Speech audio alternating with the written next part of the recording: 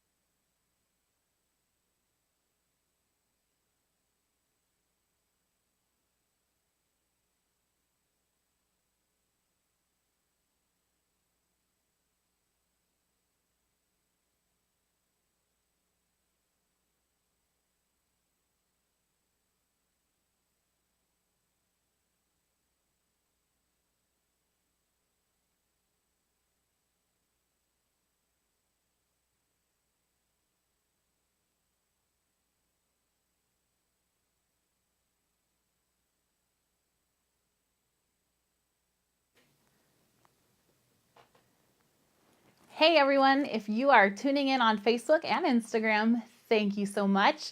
Tonight on Lights Out Live, I'm going to do a quick one where I tell, well, I don't know if it'll be quick. We'll see how long the story is, where I tell you the story of Indie with Kids. We just celebrated our 8th birthday, so I'm going to tell you kind of how it all started way back in like 1st and 2nd grade even. So here we go.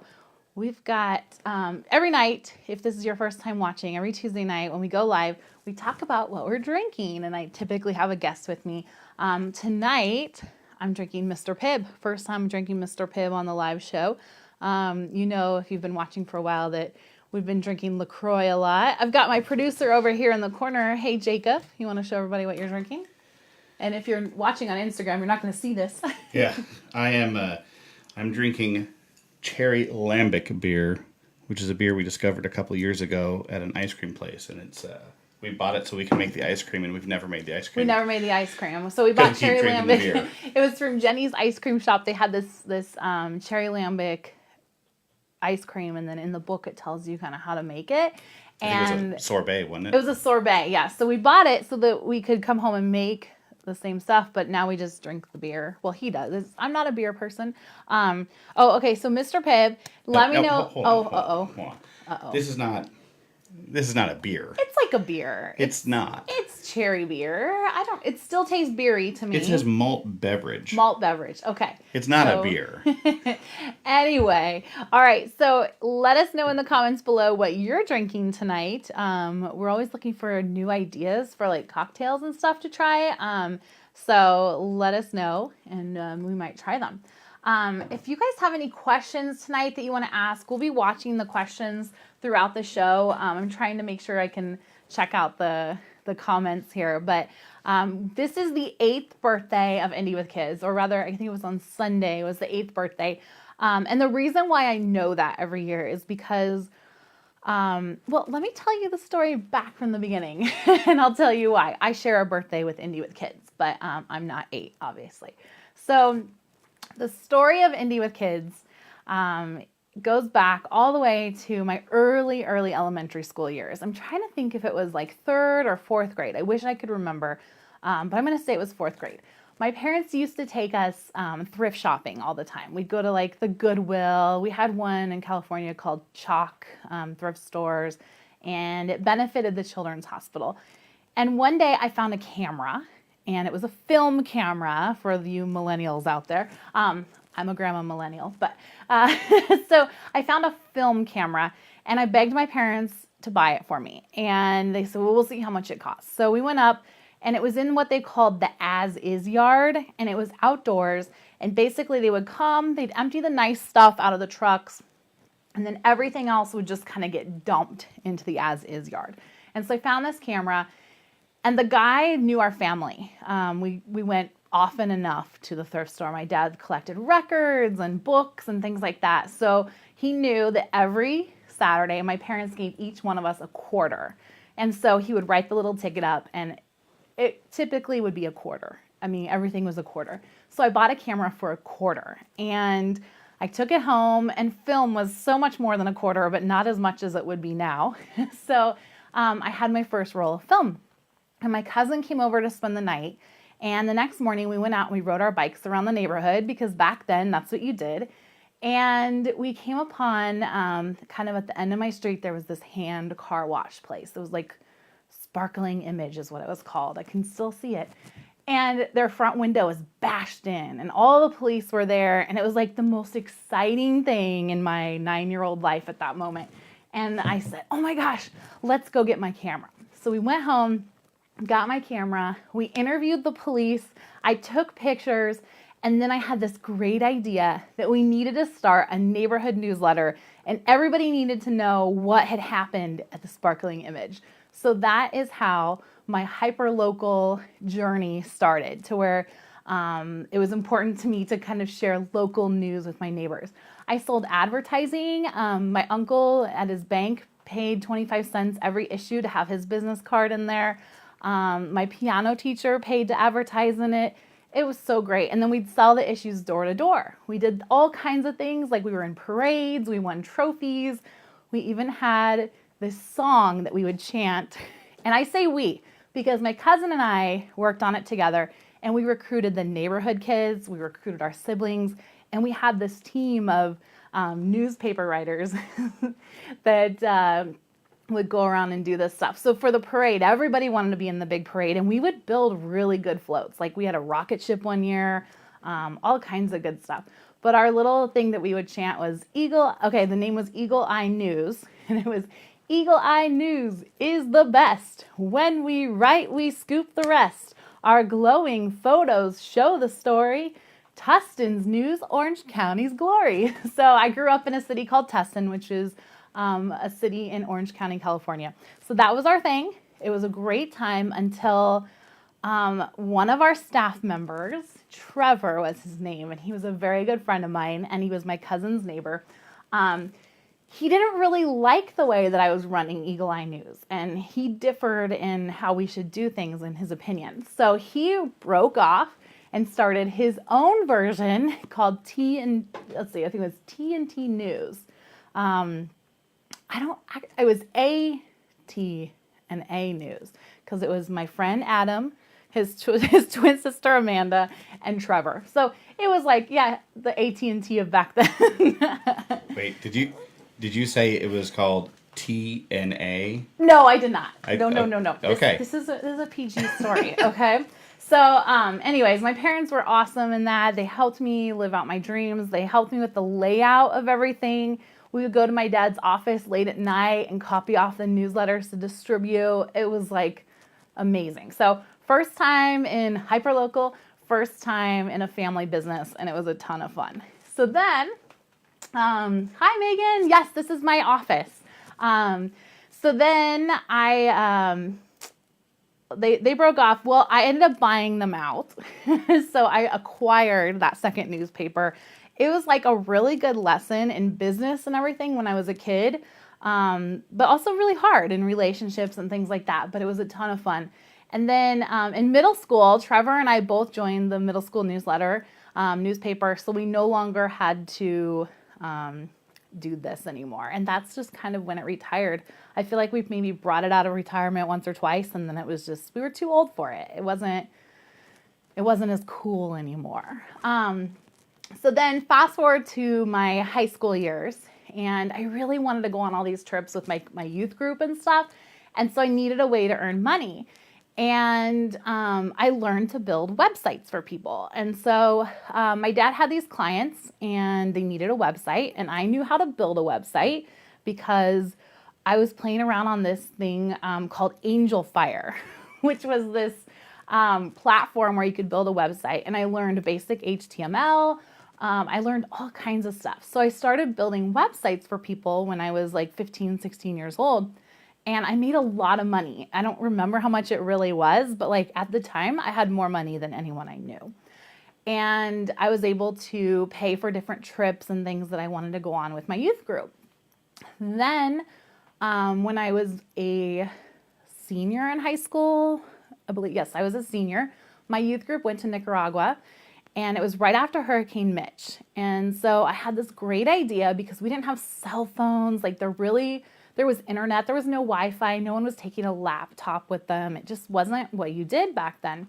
And so I decided that we needed to have a youth group website where we could communicate with the parents back home what we did every day. So at the end of the day, I would go to the internet cafe and I would type up a little message, like a paragraph that every single person had submitted. And then I'd do this like opening and closing and then put it out on the World Wide Web and people would see it and it was read. So that was really cool. And then I came back and decided that like, that's what I wanted to do. The other thing you have to know about me is that I was really into like making videos and stuff. So I was on the television production team. My high school didn't really have one, so I actually went through a different high school and we got to run the cable channel, and it was so much fun. I loved it. I loved being behind the camera. I loved being on camera. I just loved it all. So I was that one guy, like, or I was that girl, but I was like that guy on 90210, David Silver, who would walk around with a video camera all the time. And if any of my classmates from high school are watching, you know that about me. I have every single like spirit assembly and everything all on video. I may even have the first time that we all drank on video. I didn't say that. Not alcohol. Well, okay. So I have all these things on I have all these things on video, and I was always walking around with a video camera. So when I came back from Nicaragua after seeing like so much craziness and so much devastation, I knew that I wanted to tell people's stories and I wanted to do it through video. And at that time, making that connection between video and the internet was nothing like it is today. So I didn't really get to do it that way. So I decided to go to Africa and live on a hospital ship in this little teeny tiny country called the Gambia. And it's surrounded by Senegal. It's actually where George from Roots, like basically the Roots series started there. It was the most amazing experience of my life, but also at that point, the most tragic experience of my life. So I was there, I was making my videos every day.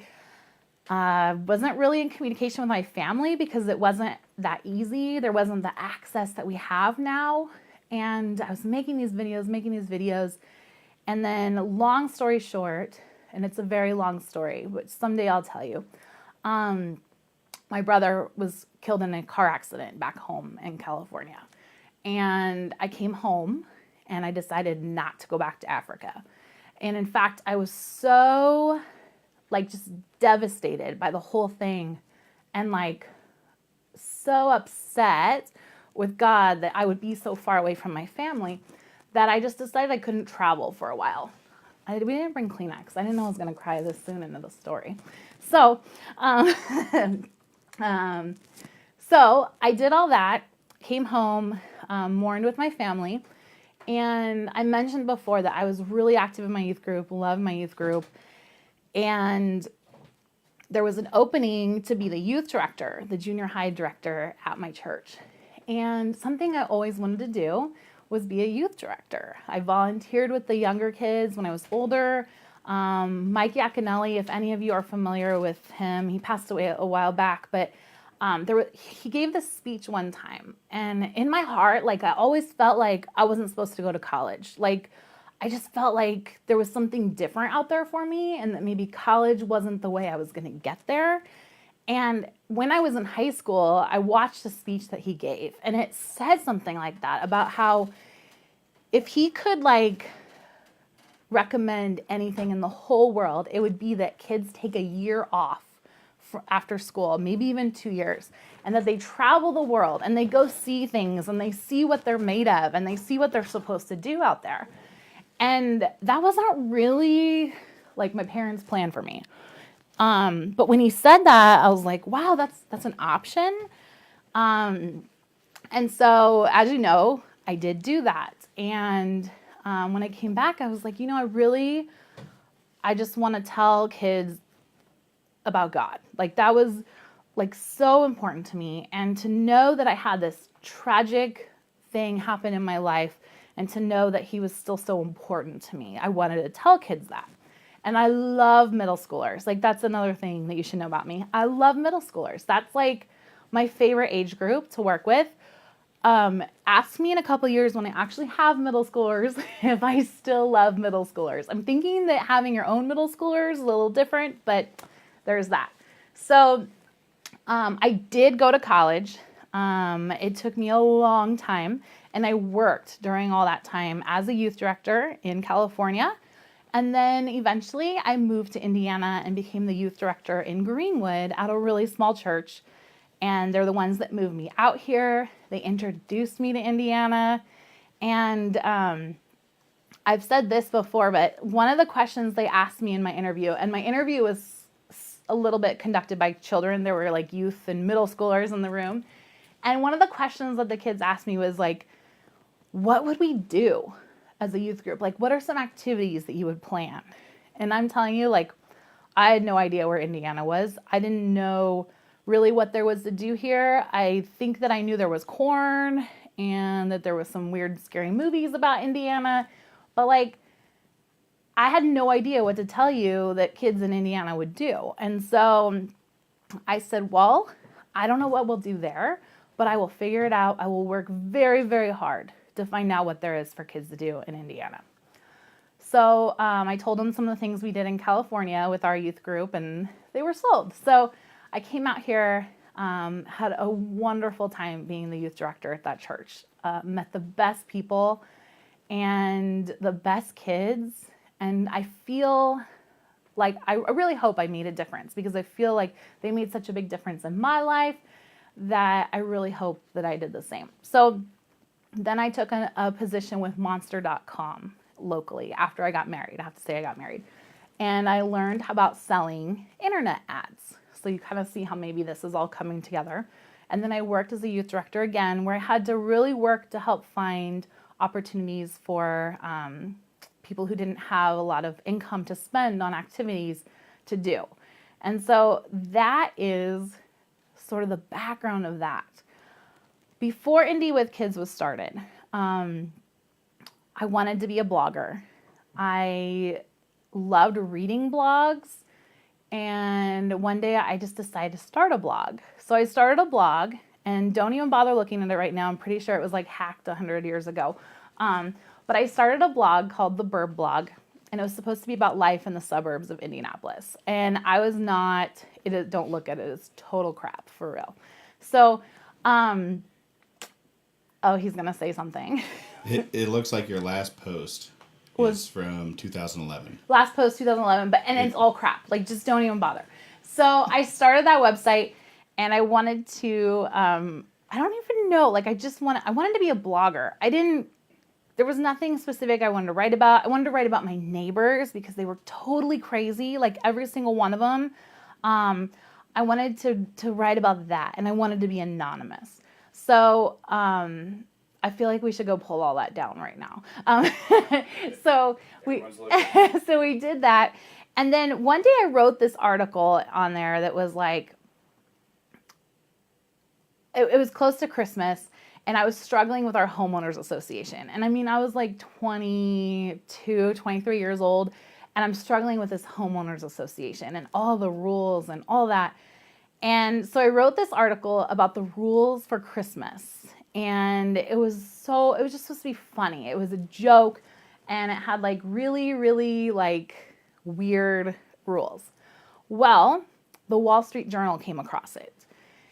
And the Wall Street Journal was like, what is this? And they asked if they could interview me and send out a photographer and all this. And so I said, sure, let's do it. And here I was like, oh my gosh, the Wall Street Journal wants to interview me about my blog. I have totally made it. So my husband and I and a couple of our friends, now remember, we have no kids. We have like very low paying jobs. We are just working and playing all the time. Like there is no responsibility other than paying bills and paying off debt and all that.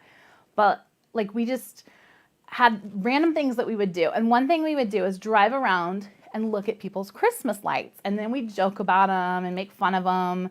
But like we weren't like, it's not like we were like really cruelly making fun of them. Like we were excited about them. And so we took this article and turned it into a website called Tacky Christmas Yards. Tacky Christmas Yards was launched at the same time that the Wall Street Journal article came out. And it was all based upon these rules for Christmas decorating. And you guys, this thing blew up. I have never, even to this day, I don't think I've ever had so much fun in my entire life as I had in that weird, sleep-deprived 1 month of holiday season. Like, we would drive around. At the time, I was working full-time at a high school, and I was working pretty much full-time at JCPenney for the holiday season. So I would get off work at like midnight, and my feet would hurt. And my husband and our friend Matt and our friend Katie Connolly, they'd all be out in the car, and they'd be waiting for me to get off work, and they'd pick me up at JCPenney, and we would drive around looking for the craziest, most absurd like Christmas light displays. And then we would write these like little critiques about them, and we'd put them up on the internet. So we did that, and we'd take pictures, of course. There had to be pictures. Again, video was not a big thing at the time. So we'd take pictures, put them up there, critique them. Well, after like a week of this, and when the Wall Street Journal article hit, people started sending in hundreds, if not thousands, of their own photos of like their neighbors and different people in their cities, and sending them to me and asking me to say what I thought about them.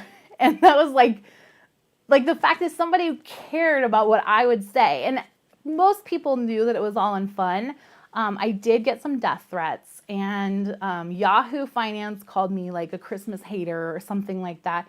But it was all for fun, and I'm telling you, I had more fun than I've ever had in my entire life. So then I went back after Christmas to my normal blog that nobody read, and it was there. I went to a lot of conferences and things like that. But like really, I didn't have a story to tell. Like it just, no one cared. And Facebook wasn't like that big of a deal for people trying to grow an online brand at that point. So, I mean, that's not where I was going to find an audience. So then I got pregnant, and it was a very hard pregnancy. I was put on bed rest. Let's see, I think it was 24 weeks, 26 weeks in. And I was so bitter. And so I would write these blog posts about being on bed rest, and I'd do a countdown, and I'd do all this stuff. And people were reading that, which was kind of neat. Then I had my child, and I started writing about, her name was Lucy, and I would start writing about the things that I was doing with baby Lucy, because I'm not one that likes to just sit around and sit down and do things. So I would take her out and do things with her. And I started writing about what we were doing. Well, I had this friend named Jen who lived in Pensacola, Florida, and we grew up in youth group together in California. And she had this website that I loved reading. And I had, at that point, I don't know if I'd ever been to Pensacola at that point, maybe once for her sister's wedding. And Jen had this website called Pensacola with Kids. And so I emailed Jen, and I said, Jen, what do you think if I were to start Indianapolis with Kids? Would you be okay with that? Would you feel like I was stealing something from you? And she said, no, you've got to do it. It's so much fun. Here's a whole bunch of reasons why you should do it. Here's what I would do differently if I did it again. And here is this amazing group of women that I need to connect you with, who all do the same thing across the country, across the world now. And I said, oh my God, thank you so much. And those girls, that's my hyperlocal group, they are some of my very best friends to this day. And that was like 8 years ago, maybe 7.5. And so shout out to you guys if you're watching. I love you. You keep me sane. But it was just such a neat thing to find women who like doing what I like doing. And so that first year, I would write what I did with my daughter, mostly on the weekends, because I was still working full time. I would write about things I did with my youth group, anything to get content about what to do in Indianapolis with your children. Well, the second year came around, and people were reading this. And this was, again, before you really used Facebook. I think I started using Facebook about my second year. But like people were finding my articles and they'd ask me questions. And then all of a sudden it was like people didn't care what I did that weekend because at that point it was already too late for them to join in and do the same thing with their kids. So they wanted to know like what they could do that weekend. So I started producing content that was less about what I was doing and more about what we might go do or what was going on around town. And if I had pictures from, going the year before, I would share them. But it just blew up. Like I remember the day. So then we did start Facebook and we got really involved with Facebook. And Facebook, I think they still tell you like 700 of your friends like this page. And I'll never forget that the day more people liked my page than were my friends was so amazing. Like there were twice as many people who liked my page than the number of friends of mine that had already liked it, if that makes any sense. So I'll never forget that day. I'll never forget the day we had 100 Facebook friends. I'll never forget any of those because they were such big milestones. I'll never forget how I felt and just how fun it was. So that's kind of the beginning. And I'm going to look and see real quick. And if there's any questions, go ahead and drop them below. Lots of comments. Thank you guys. I love you all. You got a lot so to much. read through there. I do have a lot. Okay, I won't read through those. Okay, so then let me move on. I wrote like a novel for you guys here so I could stay on track. Okay, so the first year, I had my daughter. She was born. We had a lot of adventures. The second year, it was kind of sharing those adventures again with everybody. And then I had another child named Scout. And so that was exciting. Was only on a little bit of bed rest, only complained a little bit while I was pregnant with her. But then, like pretty much the week I had her, RTV6 contacted me and they said, we would really like to have you come on and share like the top 5 things to do with kids and just tell us all about your website. And I was like, what? Like, you want me to come on and talk about my website? So I went on RTV6 for the first time, like literally within days of giving birth. I had to go buy like new clothes, and I remember like how long it took me to find an outfit that felt acceptable to me. But I did it, and I went on RTV6, and I remember like for the 5 events that I was going to talk about, I took like tons and tons and tons of notes, and I thought I had to have all these details memorized, and I was so nervous, and I went on, and it was so fun. Like, when I sat in that chair, I just thought, this is it. Like, this is what I want to do. Now I've made it. Like, this is it. And had a great time there. And then they asked me to come back and do this on a weekly basis. And so I got to do that. And I met some really great friends there. Still really good friends with Ann Kelly. Had a great time there. Then one time, I was asked to go on to Fox 59. And I was pregnant again for the 3rd time. And they said, it wasn't Fox inviting me, it was another group that asked me to go on behalf of them. And they wanted me to make low-calorie cocktails for the new year. And I was like, well, I'm pregnant. And they said, oh, well, that's okay. I was like, okay. And the other thing you should know about me is I don't really make cocktails. I will drink cocktails, but I don't really, I'm not a mixologist, I'm not a bartender, but I was like, I can do this. I love being on TV so much. So I went on Fox 59 and I messed up, guys.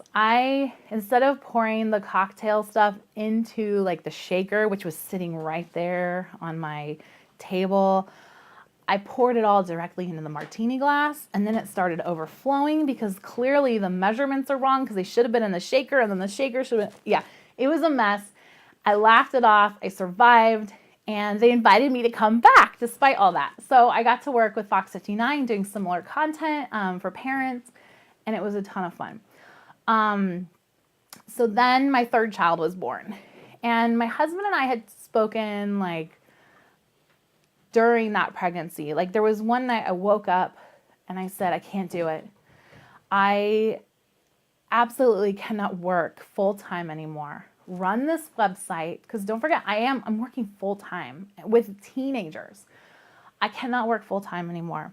I cannot do that and run this website and have 3 children. Plus, we're going to have 3 children in childcare. Discounted as it may be with 3 children, it's really hard. And that day, I had had a really bad day where I had taken the 2 babies into childcare and gotten there and realized that we didn't have shoes and lunch and all these things. So I spent that morning like running around, running errands so that my kids could be in childcare so that I could work. And when I couldn't sleep that night, and then I woke up finally with just this like panic attack about working, I just told my husband, I said, I can't do it anymore. I don't know what to do. And so we talked about it a lot. And I mean, it took weeks for us to come to this, but we came up with, we needed to be pretty much debt free other than student loans. We need to pay off my car, and I needed to own my own computer. And because I had a desktop that I was working on, but I really needed like something a little more powerful. So within that pregnancy, we achieved all of those things. We were close to all of those things, but we achieved them all. And before I had my 3rd child, I told my boss, I said, hey, after I have the baby, I'm going to come back. I'm going to take the youth group to summer camp, and we're going to have the best summer camp of our lives. And then I'm done. And everyone was shocked. I was shocked. I was scared out of my mind. I wasn't making any money on this website, but it was taking so much of my time that it became where I had to make a decision. And so I did that. And my last day was the Friday before Labor Day. And then I went back on Sunday. So we're coming up on, what is that now? 6 years? 5 years? I don't know, 5 years. So 5 years ago. And so I went back on Sunday. I attended the last church service that I would attend there. And I went home. We had a big barbecue with our friends on Monday. And then on Tuesday, my daughter died, my baby. And okay, so this is where I knew I was going to cry. Sorry, guys. So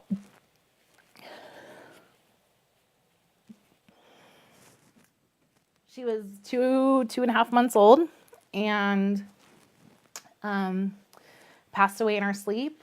And it's so hard because that was, honest to God, the best day of my life and the worst day of my life.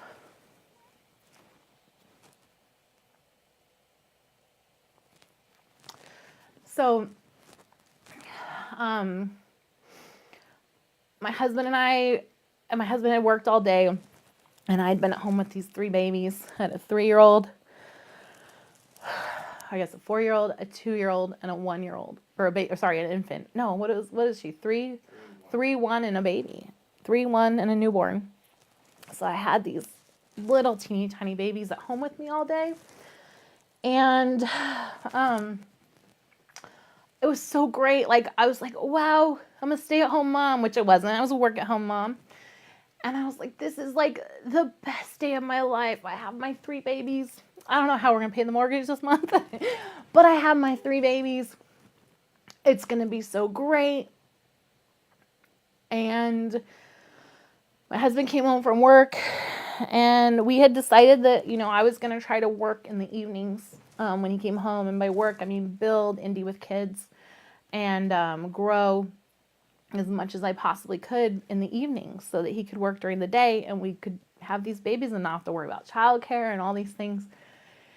And so I had just started speaking with Visit Indy, and they had said, like, hey, we want to bring you on the team, but we want you to do this sample article. And I remember it was about the Penrod Arts Fair. And I said, okay, great, I can do it. And so I said, you stay home with the kids. I'm going to go out. And you guys, it was the most beautiful day. It was sunny. It was so gorgeous out. And I hesitated, and I said, maybe we should go check out that new splash pad in Greenwood.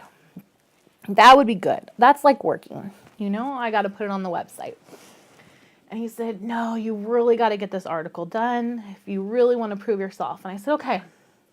So I went to McAllister's Deli, and I like to tell people that's where I worked because even up to that point, once a week I would go there and stay until closing and write stories and put them on Indie with Kids.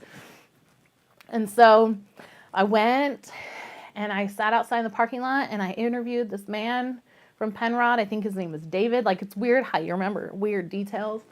And I laughed and we had a good time talking and it was so great. And I went in and I sat at the restaurant. And I said, I'm going to write this article. This is going to be the greatest thing I ever wrote in my entire life. And Visit Indie is going to love it. So for the first and last time in my entire life, I shut all those tabs. I'm notoriously an open tab person. And I shut them all down so I wouldn't be distracted. And I sat there and I wrote and I wrote and I wrote until I was done and I finished that article. And I was so excited. I opened my email to send it off.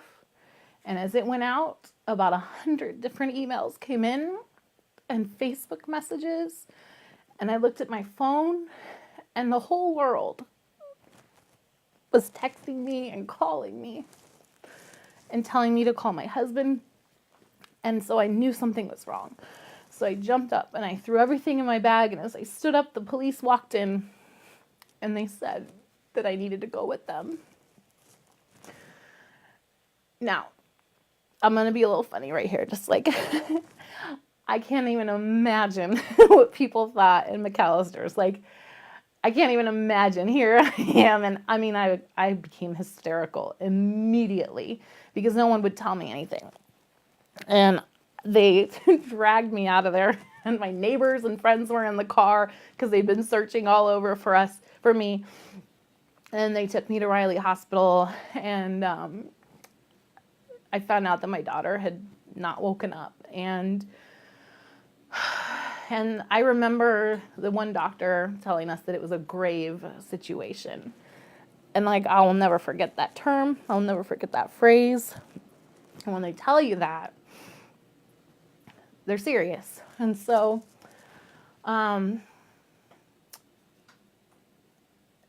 that is how the best day of my life quickly turned into the worst day of my life. And it's so hard because I'm telling you, like, that is still the best day of my life. And it's still the worst day of my life.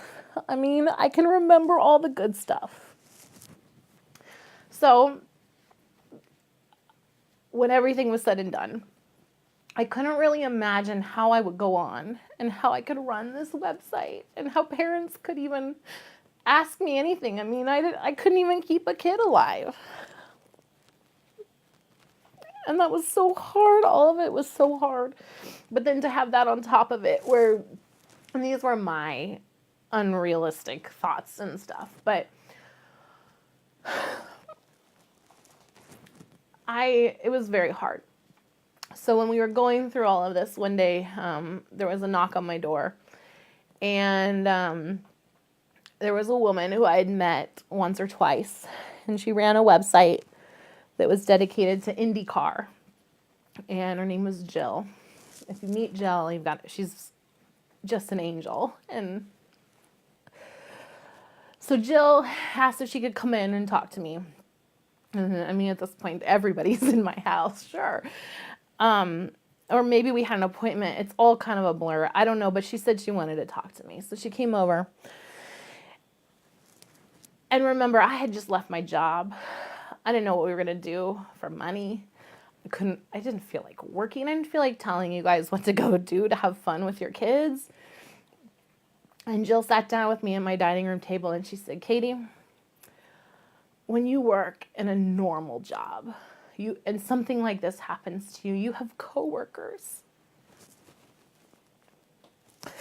And she said, but in this kind of job, when you're all alone and everything falls to you, we're your coworkers.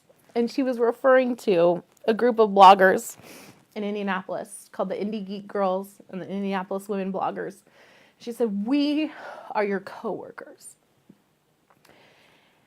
And I'll tell you, up until that day, I think I and anyone else would have told you that they were my competition.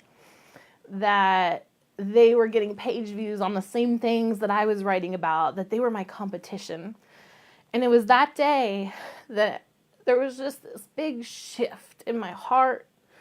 And I'm not saying that I'm perfect and that it doesn't sometimes return where I feel competitive or feel, like things are wrong. But my overall picture of life is like there's no competition. We're all in this together. There's enough for everyone, and we are all in this together. And just to go from that to we are your coworkers.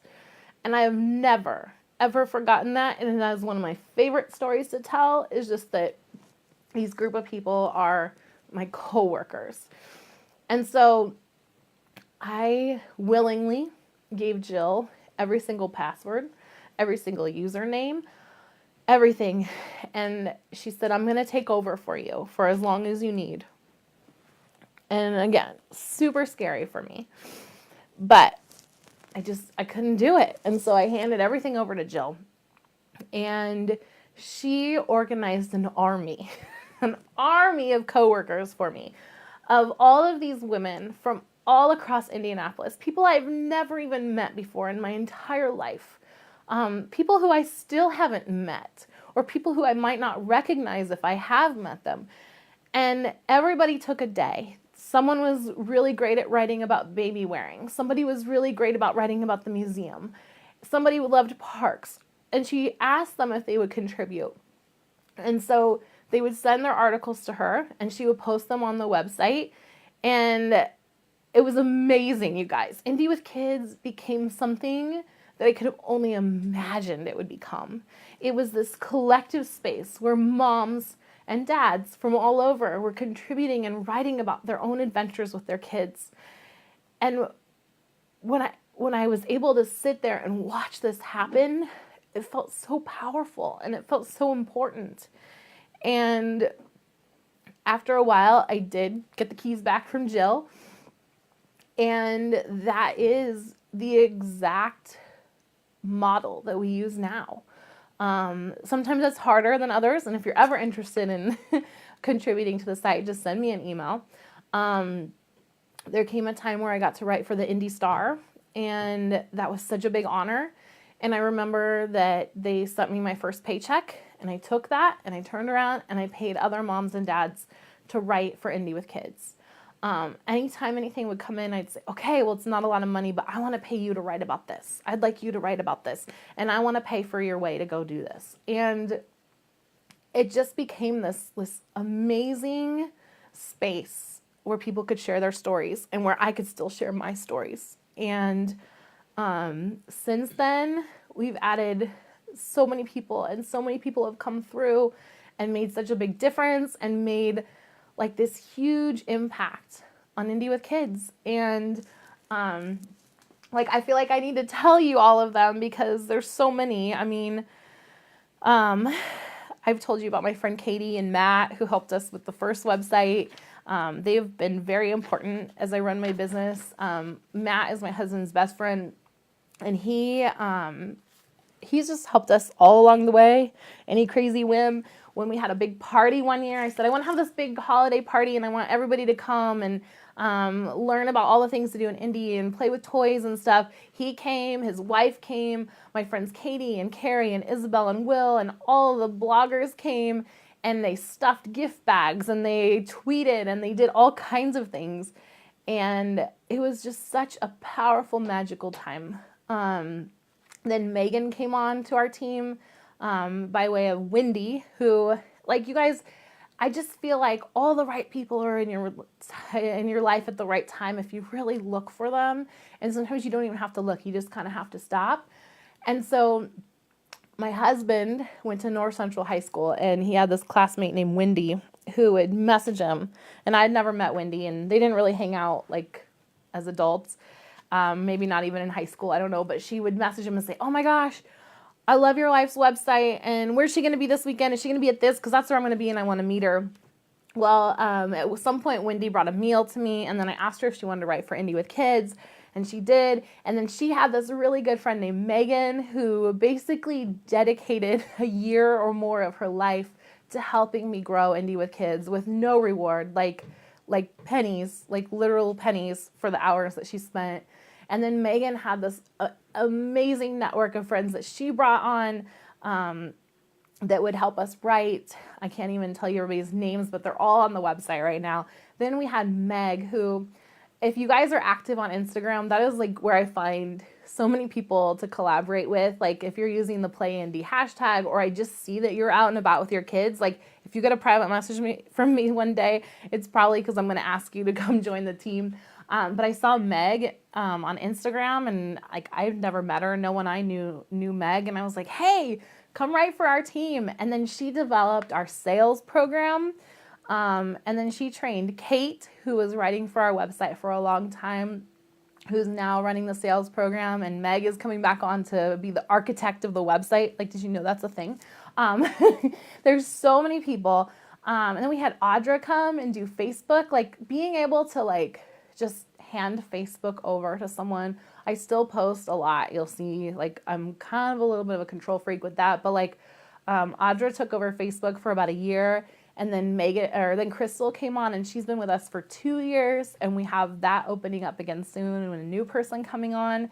But all of these people were in my life at the right time to help me grow this business, and then hopefully so that I could help them. We had Katie Surfleet, who did our calendar, like dedicated her life to our calendar. If you guys are ever looking at the calendar, and if you want to know what takes up the most time of our team, it's that calendar. And Katie did that for so long, and now Rebecca does it, and they do such a great job. Like, all these people do everything so much better than me. And I think that that's like that's the coolest thing that I can say. Like, I didn't even have to teach them most of the stuff. I just said, oh, can you do this? And then they made it 10 times better than how I had been doing it. And then we brought on Tori as our editor and team manager, and she has been amazing. She's been with us over a year now. And sometime we're going to have her on to tell you about her birth story, because it's amazing. And then recently we brought on Danielle. Danielle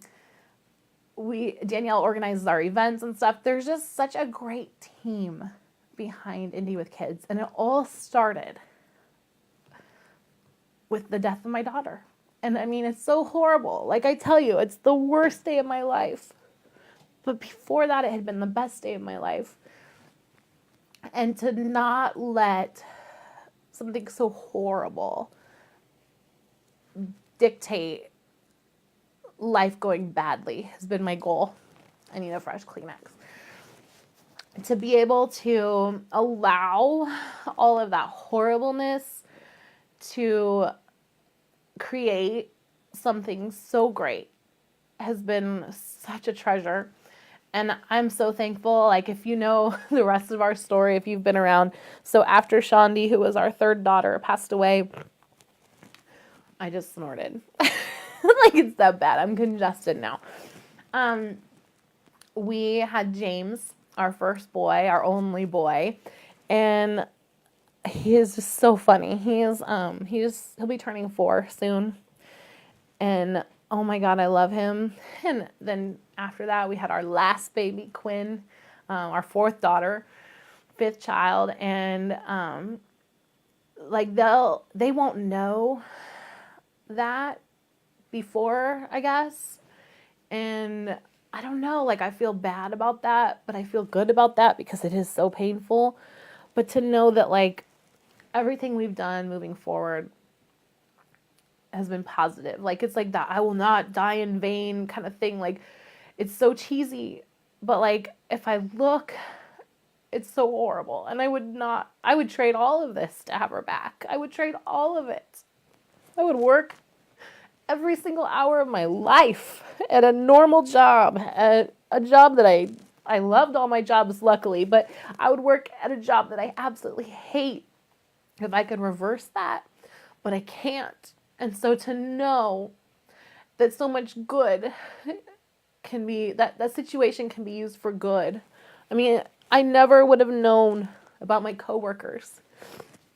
Who knows how long it would have taken me to like multiply myself on Indie with Kids. Like, what if I was still sitting here writing only about me and what I did with my kids? Like, it's so much bigger than that. And I'm so thankful for all of the people. And if I did not mention your name, it's not on purpose. Like, you guys have all been a part of this. Every single one of my friends, every single one of you that has come through my life has been so amazing. And I'm so thankful for it. And I guess that's probably, I also, like, I don't want to forget my family, like my parents and my in-laws.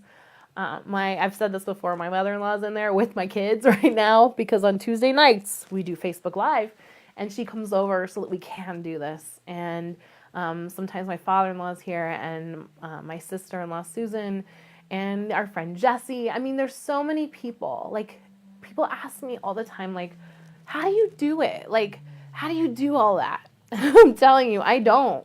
Like, I don't. I have this amazing family, and you're all part of it. And I really do feel that way because you've proven it time and time again. And even just liking a status is amazing, because who knew that every month nearly 100,000 people, 100,000 different people would look at IndieWithKids.com. Who knew that? I did not.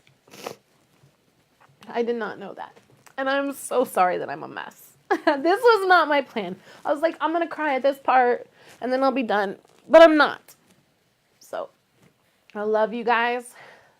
We really were hoping to use this for, like, the trailer on YouTube that tells you about the story of Indie with Kids. We cannot use this. This is like, and people would be like scared. So I'm sorry if I scared anybody. This is your first time watching. So if you guys have any questions, like, go ahead and drop them in the comments if you want. Otherwise I'm going to say goodnight. But I'm happy to answer any questions that you have. You're a good storyteller. Right before you started, someone said that maybe Jacob should tell the story. And it would have been all of 30 seconds. Like, yeah, my wife had an idea for a website. She started it, and it was good. That would have been it. It would have been funny, but... You know. Yeah, that's that. Like, there's so many more stories I could tell you guys, but I won't. Like, because who knows what I'll do. I'll, like, absolutely, positively melt. Like, whoo, this is crazy. All right, so big question. That's so funny. My friend Laura says, what's next for Indie with Kids? Look at that. What's next? That's actually what I was going to talk about. I don't know, you guys. Like, I feel like video is growing so much. Everybody's, interested in seeing the places that they can go. We have a newsletter. We have an app. We have a Facebook group community. We do play dates. We have so much going on that I don't know. Like, I would love to see more parents, especially people with, like, different backgrounds than what I have. Like, basically, I'm a white female who writes about things to do with my kids. I want more diversity on Indie with Kids. I'm going to cry again. That is something that has been on my heart for a long, long time. I'd love to see more diverse families. I'd love to see more following the adventures of people who don't look like me and my children. I mean, we all do the same things. So let's show pictures of it. Let's hear other people's stories. So I'd really like to see that happen in 2018, or like back in 2014, but like 2018.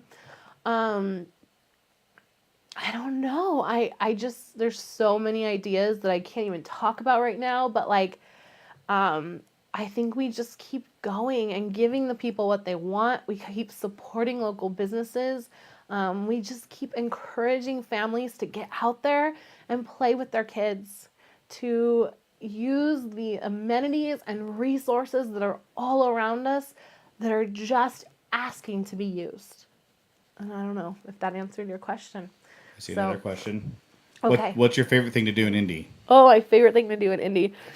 Lately, sleep. Like, you get to keep down to one thing. One And that's thing. how they said, but I'm changing the question. If you had to pick only one thing, like this is your desert island, you get your favorite book, your favorite drink, your favorite food, and your favorite thing to do in Indy.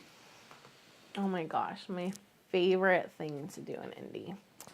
Okay, so I love hanging out with my kids a lot. And since you didn't stipulate that it had to be with kids, I'm going to tell you that last night, was last night Monday? It was last night, after swim lessons, I went out to dinner with my girlfriends. It was a late dinner. I got there at 9 p.m. And we sat around and we talked and we drank and we ate and we talked and we talked and we laughed and we cried. That's my favorite thing to do in Indy. Be with people that I love. That's my favorite thing. And I don't care if it's at the Eagle, which is where we were last night, or somebody's backyard. That's my favorite thing to do right now in Indy, is just kind of have someone to talk to and listen to. And wine. There seems to be a lot of support for your husband's beard. What's your comment on that? People love it. That is not on there. Okay, so my husband and I have been having a big debate lately whether he should keep this beard or not. It took him like a year to grow, so It took 2 months. okay, so I say no beard, and he wants to keep it. So leave your votes in the comments below. He'll be happy if you say yes. What if we I'll be miserable just try to if you get say down to yes. like here and Oh, see how that looks? No, And then we'll decide. I'm out. If you're just tuning in, Zach, are you still watching? if you're just tuning in and you see that I'm like emotional and teary faced, it's because I shared a very emotional story, and I'm telling you guys, building something is painful sometimes.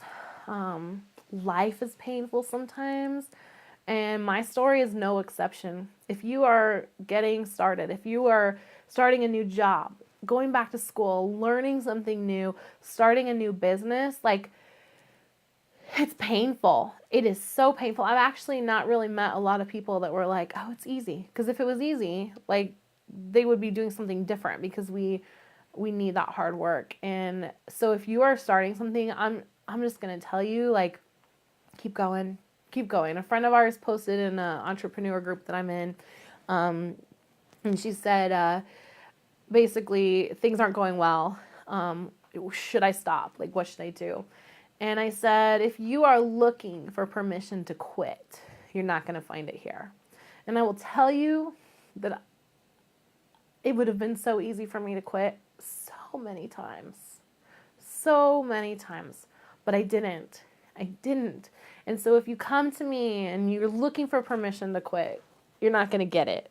So if you need encouragement to keep going, I will pull this video up and show it to you. I will tell you that. So, I don't know.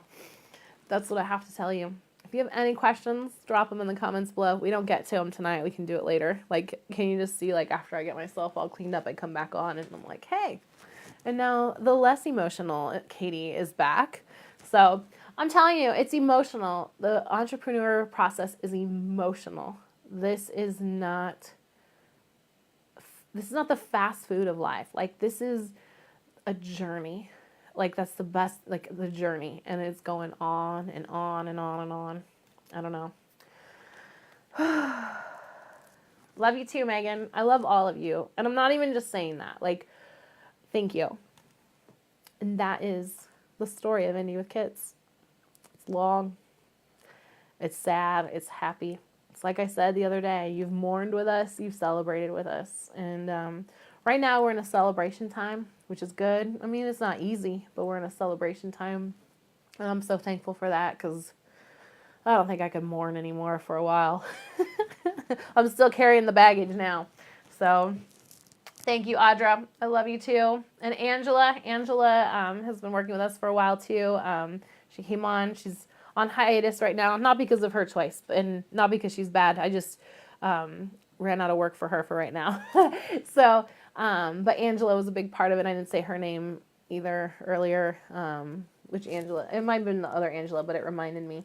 So, hey, Wendy, I talked about you too, so you better go watch that. Laura, thank you so much.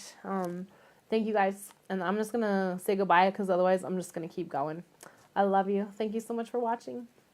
Bye.